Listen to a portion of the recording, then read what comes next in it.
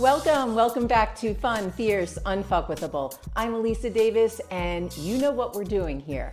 We're not playing dress up with our truth. We're not tiptoeing around the fire of our soul. We're walking straight into it because this podcast is about remembering the truth of who you really are before the world got loud, before the stories got sticky, before the voices in your head started sounding like they owned you.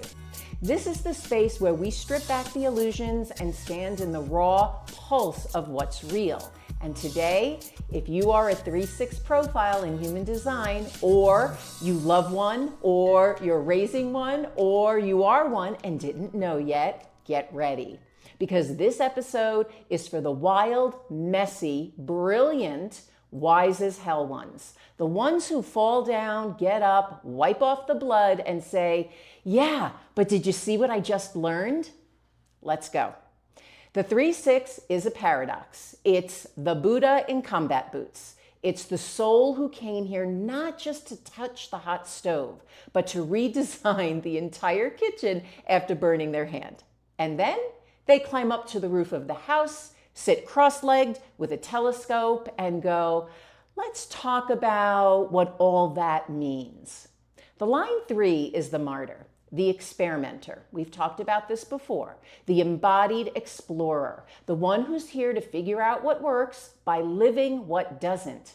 And the line 6 is the role model, the detached eagle eye perched on the roof of humanity, watching for alignment, searching for truth-seeking, soulmate level resonance with life.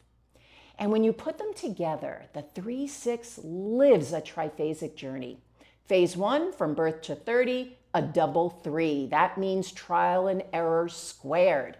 Everything is impact, everything is data, everything is experiment. They learn love by losing it. They learn safety by breaking it. They learn truth by being lied to. Not because they're doing it wrong, but because that's how their wisdom is built. Their life is compost in progress, messy, alive, and full of gold. Let me take you inside the real experience of living as a 3/6. You fall down and you don't just get bruised. You evaluate the impact site. You study the angle. You rework the hypothesis and you jump back in the ring. But underneath that resilience, there's also this tension, this part of you that craves stability, that wants to pull back, that watches everything unfold and whispers, I just want the real thing. I just want truth. I just want someone who gets it, who gets me. Because the 6th line inside of you, she's not here to flirt with life. She's here to find soulmates, people, purpose, planet. But the 3rd line says, not yet. We don't know until we've lived it. So you break the bond and then you rebuild it, or not. And people think you're flaky or inconsistent or unreliable. But what they don't see is that everything you do is about truth. You're not playing games. You're refining reality. And in the relationship that can't hold that much truth, it wasn't for you anyway. Now, let me tell you something holy.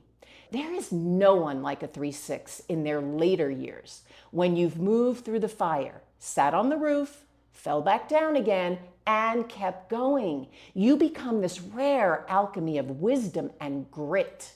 You've seen the mess and survived it. You've seen the patterns and watched them shift. You've lived enough bullshit to smell it from a mile away and enough truth to rename it when it rises. You embody a level of resilience that doesn't just bounce back, it transforms. You become the one who says to the younger ones, go ahead, fall, fail, break, get up. I've been there. You're not wrong. This is how we become. You teach the world that there are no mistakes, only material for transformation, only soil for the soul to bloom through. But let's be real, living this profile isn't easy. You're constantly pulled between the crash and the calm, the mess and the map, the desire to get in the ring and the desire to stay on the roof. You want truth so badly it hurts. And sometimes it does hurt, especially when people don't understand. when they try to contain you, criticize you, or label you as unstable. And that's the danger, not in falling, but in believing them. Believing that you should have known better, that you're too much, too messy, too unlovable. But hear me now. The 3-6 was never meant to be neat. It was meant to be honest. And honesty is a holy mess. So don't clean it up. Don't apologize. Don't try to hide the process. Own it. Because the ones who criticize you, they don't know what it takes to live this path, but I do. And if you're still here listening, so do you. Let me ask you this. What if every so-called mistake you ever made was actually a sacred initiation? What if every heartbreak was just you learning what you can't unsee? What if you were never wrong, just raw? What if the real role model isn't the one who got it right, but the one who kept getting back up? If that landed in your bones, if you feel the pulse of your own path in those words, you're not alone. This is the 3-6 profile in human design, the martyr and the role model, the one who burns through the bullshit and lives to tell the tale, the one who teaches us that truth isn't taught, it's lived.